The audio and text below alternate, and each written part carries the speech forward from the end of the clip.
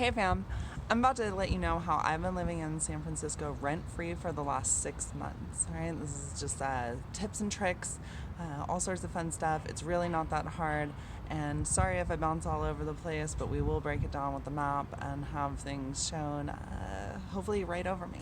So, get started.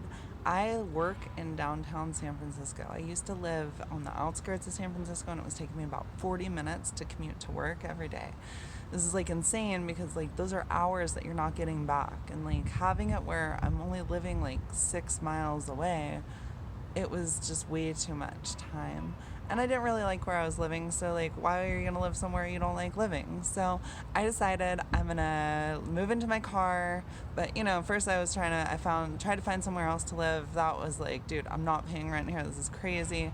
I decided to move into my car, and it was super easy. You can check out my micro conversion video where I kind of break down how my car is set up and what I did to just get it ready to live in overall.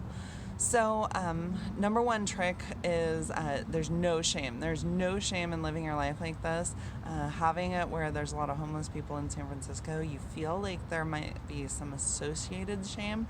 But after you've been doing it for about 2 months, like you really don't feel any shame at all. It's actually very liberating to not have to spend money on rent and still be able to enjoy the beauty that comes with living in an urban area. So overall, like my number two, I guess. This is number two. I don't know. I can't count right now. So this is my technique is that I recommend that you get a parking garage.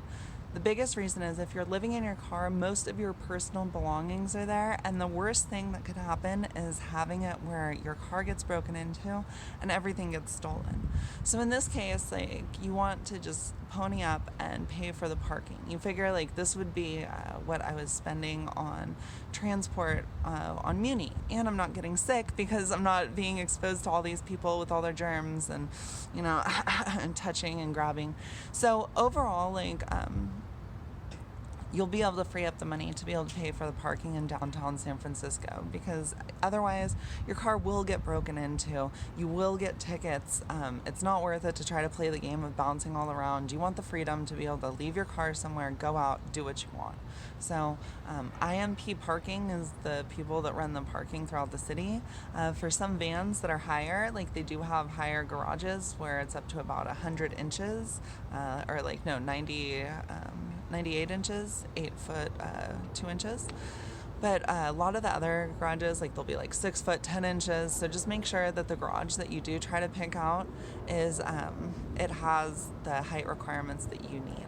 So the next tip is going to be finding a regular shower bathroom location. I recommend that you put the parking garage that you're paying for as close as you can to the actual place that you're doing your bathing, because nobody wants to bathe and get out of the nice, clean bathroom, shower, wherever it is you're showering. Hopefully not an alleyway with a hose, but having it where you are clean and you can get right into your car, that's super beneficial.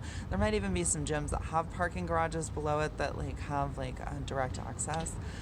You just need to do your homework. It's one of those things where I got lucky. The garage that is underneath my work, where I shower at, that's how I found a spot. So that's where I come to point 4 is how are you going to spend your days? Like I would recommend getting a job down here. There are so many good paying jobs in San Francisco because there's not enough people to work them, so they have to pay well. So if you find a job that can pay really well for the city and you're not having to give a lot of money up in rent, you can arbitrage living in this area where it's just amazing deals.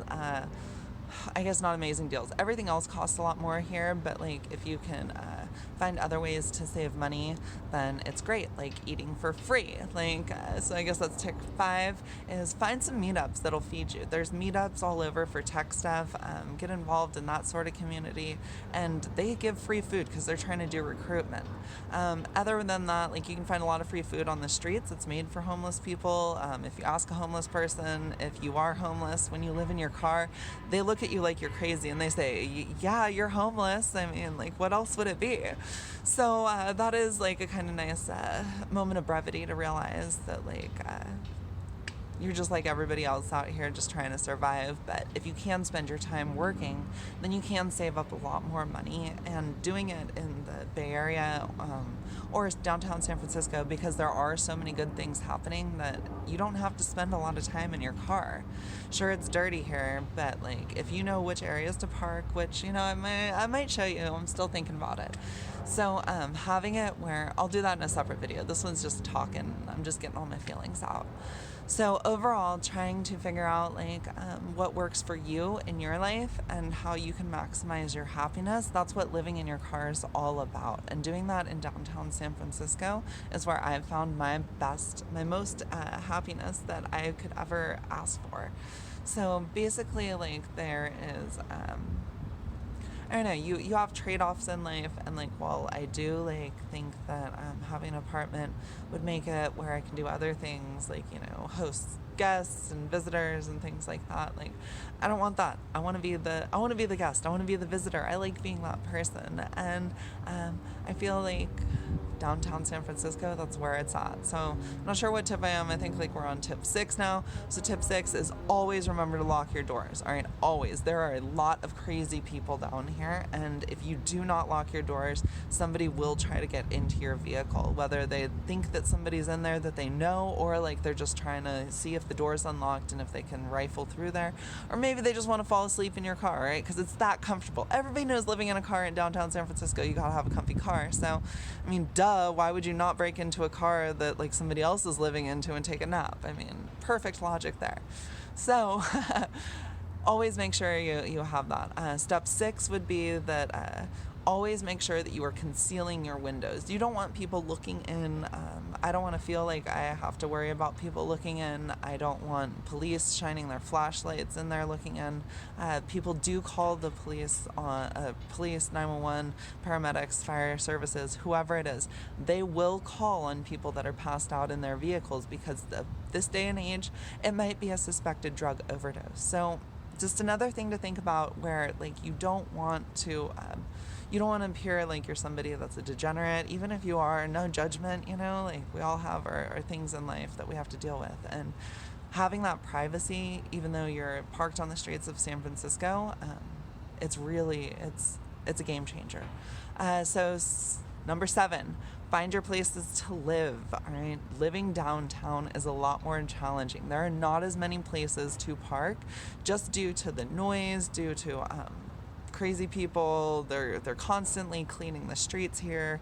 So having it where you need to find the places that work for you, and different places have different noise volumes, different levels of light, and based off of what you're comfortable with, you need to figure out the best way for you to get a good night's sleep, because that's really what it's all about, is maximizing the good night of sleep and then being able to do as many cool things when you're not resting. So geez, where are we at? Number 7 or 8? I don't know, lost track. Maybe I should shoot for 10. Doesn't matter. I'm not going to remember the numbers anyways. When I make the title, it's going to be some clickbait. The next thing that you really need to worry about living downtown is going to be food. No, we already talked about food. No, I think we got it all covered. We got the basics cover of showering. I guess we're doing 8. We're stopping there. Maybe it's only 7. I'm not sure. All right. I'll roll it back and then leave a comment down below if I miscounted, whatever's clever. But I hope that this information is useful to somebody for just informational purposes, or maybe you're thinking about making a big change in your life, or maybe you're just you're a clickbait connoisseur and you didn't want to even watch this, and I tricked you. So either way, I hope that you have a great day, and thank you for watching.